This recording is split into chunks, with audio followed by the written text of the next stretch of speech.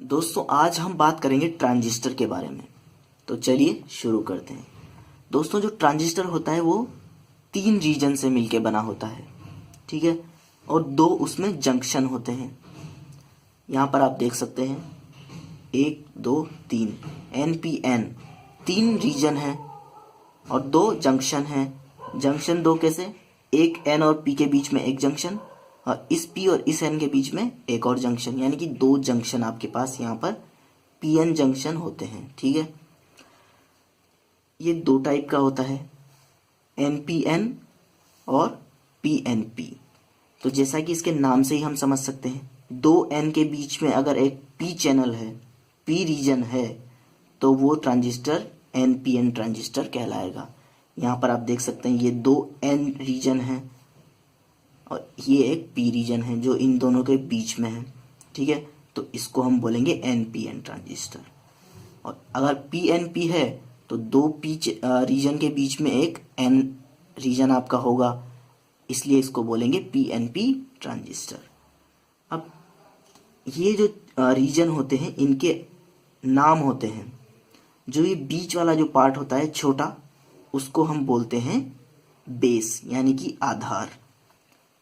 ये जो पार्ट होता है उसको हम बोलते हैं इमीटर उत्सर्जक, और ये जो पार्ट होता है आपका उसको बोलते हैं कलेक्टर यानी कि संग्राहक, ठीक है। इस केस में भी इमीटर ये हो जाएगा, कलेक्टर ये होगा और बेस ये छोटा वाला पार्ट, ठीक है। अब हम बात करते हैं इनके इमीटर, बेस और कलेक्टर के बारे में, ठीक है। तो सबसे पहले हम बात करेंगे इसके बेस के बारे में।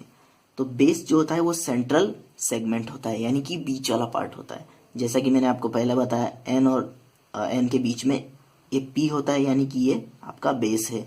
इन दोनों के बीच में ये N है, यानी कि ये आपका बेस होगा, बीच वाला पार्ट। वेरी थिन सबसे पतला होता है, साइज से भी आप पता कर सकते हैं। यहाँ पर देखिए सबसे पतला कौन है, ये P, यानी कि ये बेस होगा। इसमें सबसे पतला ये N है, यानी कि ये आपका बेस, ये आपका इस केस में बेस होगा, ठीक है। लाइटली डोप्ड होता है, यानी कि जब इसमें डोपिंग की जाती है, अशुद्धियां मिलाई जाती है, तो बहुत ही कम मात्रा में मिलाई जाती है, जिससे कि इसमें होल्स बहुत ही कम होते हैं NPN में। और PNP में अगर बेस में हम बात करें तो इसमें इलेक्ट्रॉन बहुत ही कम होंगे, ठीक है। अब हम चलते हैं इमीटर की तरफ। तो जो इमीटर आपका होता है वो मॉडरेट साइज का होता है। मॉडरेट साइज क्या होती है? नॉर्मल साइज का। यहाँ पर आप देख सकते हैं बेस का साइज सबसे पतला है, कलेक्टर का साइज सबसे बड़ा है, तो ये बीच वाला साइज है इसका, यानी कि नॉर्मल साइज है। तो इसको हम इमीटर बोलेंगे, न ज़्यादा बड़ा न ज़्यादा छोटा साइज, बीच वाला जो साइज होगा वो इमीटर होगा आपका। हेवीली डोप्ड, यानी कि इसको डोपिंग बहुत ही ज़्यादा मात्रा में की जाती है, ठीक है। तो इसमें जो इलेक्ट्रॉन होंगे वो बहुत ही ज़्यादा मात्रा में होंगे। इसमें जो इमीटर में, इस केस में PNP में देखें तो इसमें होल्स जो होंगे वो बहुत ही ज़्यादा मात्रा में होंगे, ठीक है। अब हम बात करते हैं कलेक्टर के बारे में। तो इसकी जो डोपिंग होती है वो बहुत ही कम होती है। सबसे माने मॉडरेट डोपिंग का मतलब हो गया बेस से तो ज़्यादा होगी। देखिए यहाँ पर डायग्राम में आप देखते हैं, बेस की डोपिंग हमने देखी थी सबसे कम होती है, इमीटर की डोपिंग हमने देखी थी सबसे ज़्यादा होती है। तो इसकी जो डोपिंग होती है वो बेस से तो ज़्यादा होती है लेकिन इमीटर से कम होती है, यानी कि मॉडरेट डोपिंग होती है। और इसका जो साइज है वो लार्ज होता है, यानी कि बेस से भी बड़ा साइज होगा इसका और इमीटर से भी बड़ा होगा, यानी कि सबसे बड़ा साइज कलेक्टर का ही होता है। इसको कलेक्टर क्यों बोला ये थोड़ा समझते हैं। क्योंकि यहाँ पर हमने देखा कि इसके पास क्या होते हैं, इलेक्ट्रॉन बहुत ही ज़्यादा होते हैं और इसके पास क्या होते हैं, इलेक्ट्रॉन बहुत ही कम होते हैं। तो जब हम यहाँ पर बैटरी लगाते हैं इमीटर से बेस के बीच में, तो बैटरी से क्या होता है, एक इलेक्ट्रिक फील्ड यहाँ पर जनरेट होता है। वो क्या करता है कि यहाँ पर जो इलेक्ट्रॉन है ना उनको इधर भेज देता है। तो ये क्या कर रहा है, ये इमिट कर रहा है, चार्ज को, इलेक्ट्रॉन को इमिट कर रहा है, उत्सर्जन कर रहा है। तो इसको इमीटर या उत्सर्जक बोलते हैं। ये क्या कर रहा है, उन चार्ज को कलेक्ट कर रहा है, संग्राहक इसको इसलिए बोलते हैं। तो इसलिए इनको नाम के आधार पर भी हम समझ सकते हैं। ठीक है, अब हम बात करते हैं इनके सिंबल के बारे में। दोस्तों जो एनपीएन सिंबल होता है ना, उसका इस तरह से हम उसको दिखा सकते हैं। तो इसमें क्या होता है, यहाँ पर बेस होता है, यहाँ पर इमीटर होता है, यहाँ पर कलेक्टर होता है। ठीक है, अब यहाँ पर इसको एनपीएन कैसे बनाएं, क्योंकि दोनों जो ट्रांजिस्टर होते हैं ना, उनका जो सिंबल होता है वो सेम होता है लगभग, बस डिफरेंस इतना सा होता है कि ये करंट की डायरेक्शन है। जैसा कि यहाँ पर आप देख सकते हैं ऊपर जा रही है और इसमें अंदर आ रही है। ठीक है, इसी से इनको पहचाना जाता है, करंट की डायरेक्शन से। ठीक है, और ये करंट की डायरेक्शन आपको ध्यान रखनी है, ई मीटर वाली साइड पे होती है। ई मीटर वाली साइड पे, यहाँ पर देखिए ये ई मीटर वाली साइड पे करंट की डायरेक्शन है, यहाँ पर भी ई मीटर वाली साइड पर है। यहाँ पर आपको नहीं लगानी है डायरेक्शन ई मीटर पे ही दिखाई जाती है। ठीक है, तो एनपीएन में डायरेक्शन कैसी होगी, तो इसके लिए एक ट्रिक है। एनपीएन सबसे पहले क्या आ रहा है, एन यानी कि निकास, यानी कि बाहर जाएगी, निकलती हुई, बाहर निकलती हुई। ठीक है, पीएनपी पहले क्या आ रहा है, पी यानी कि प्रवेश, यानी कि प्रवेश करेगी, अंदर जाएगी। ठीक है, तो इससे हम इन दोनों ट्रांजिस्टर के सिंबल को बना सकते हैं। ठीक है, और करंट की डायरेक्शन भी हम सही यहाँ पर लगा सकते हैं। ठीक है, अब हम बात करेंगे इसके कैरेक्टरिस्टिक्स की।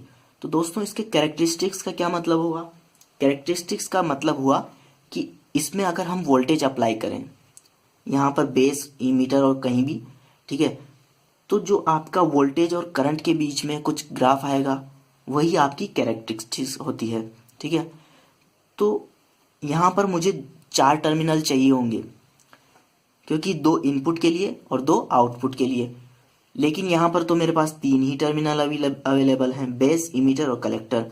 तो मैं क्या करूँगा, एक को कॉमन कर दूंगा। कॉमन करूँगा मतलब एक को इनपुट के साथ भी यूज करूँगा और उसी को मैं आउटपुट के साथ भी यूज करूँगा। तो इसलिए यहाँ पर मैं एक टर्मिनल को कॉमन रखूँगा। तो कॉमन में किसको रखूँ, तो इस हिसाब से यहाँ पर 3 कॉन्फ़िगरेशन बनते हैं, कॉमन इमीटर, कॉमन बेस और कॉमन कलेक्टर।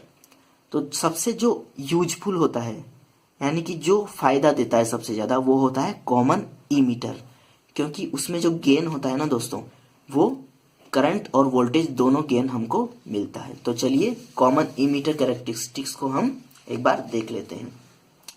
तो यहाँ पर मेरे पास कॉमन इमीटर कैरेक्टरिस्टिक्स के लिए डायग्राम है। ठीक है, ये यहाँ पर आप देख सकते हैं, ये एनपीएन ट्रांजिस्टर है, क्योंकि यहाँ पर बाहर निकलती हुई मैंने आपको करंट दिखाई है। ठीक है, एन से निकास। ठीक है, इसको बेस के साथ हमने अमीटर जोड़ा है, यहाँ पर वोल्ट मीटर जोड़ा है और ई मीटर को मैंने यहाँ पर कॉमन किया है। देखिए ये मेरा आउटपुट है और ये मेरा इनपुट है, तो ई मीटर इधर भी कनेक्टेड है और ई मीटर इधर भी कनेक्टेड है। इसका मतलब ये कॉमन ई मीटर कॉन्फ़िगरेशन है। ठीक है, अब बेस और ई मीटर के बीच में मुझे वोल्टेज नापना है, तो मैं यहाँ पर एक वोल्ट मीटर लगा दूंगा। तो वो किसका वोल्टेज नापेगा, बेस और ई मीटर का। यहाँ पर मैंने बैटरी लगा दी। ठीक है, यहाँ पर मैंने रेजिस्टेंस लगा दिया एक। ठीक है, उसके बाद कलेक्टर करंट नापने के लिए मैंने एक यहाँ पर अमीटर लगा दिया। कलेक्टर और ई मीटर के बीच में वोल्टेज नापने के लिए मैंने यहाँ पर एक वोल्ट मीटर लगा दिया और ये बैटरी यहाँ पर मैंने लगा दी, वीसीसी। ये वाली बैटरी है वीबीबी। ठीक है, अब हम क्या करेंगे, यहाँ पर पहला केस, यहाँ पर 2 केस होते हैं। पहला केस क्या करेंगे, वीसीई को कॉमन रखेंगे, कांस्टेंट रखेंगे इसको, यानी कि इसको चेंज नहीं होने देंगे। और क्या करेंगे, वीबीई और आईबी के बीच में ग्राफ खींचेंगे। ठीक है, तो ये ग्राफ कैसा आएगा, कुछ इस तरह का आएगा। वीसीई यहाँ पर आपका कांस्टेंट है, यानी कि कलेक्टर और इमीटर के बीच का वोल्टेज कांस्टेंट रहेगा। तो आपका जो बेस इमीटर और बेस करंट के बीच में जो ग्राफ आएगा वो इस तरह का आएगा। ठीक है, 0.6 से स्टार्ट होगा और ये डायोड के फॉरवर्ड बायस की तरह यहाँ पर फॉरवर्ड बायस कैरेक्टरिस्टिक्स में जैसा आपने देखा था वैसा ही यहाँ पर ग्राफ आता है। ठीक है, अब हम बात करते हैं इसके दूसरे केस के बारे में। यहाँ पर क्या करूँगा मैं, जो बेस करंट है IB, ये वाली करंट, इसको कांस्टेंट रखूँगा। ठीक है, और जो ये करंट है IC यानी कि कलेक्टर करंट और VCE collector to emitter voltage के बीच में जो ये वोल्टेज है उसके बीच में ग्राफ खींचूंगा।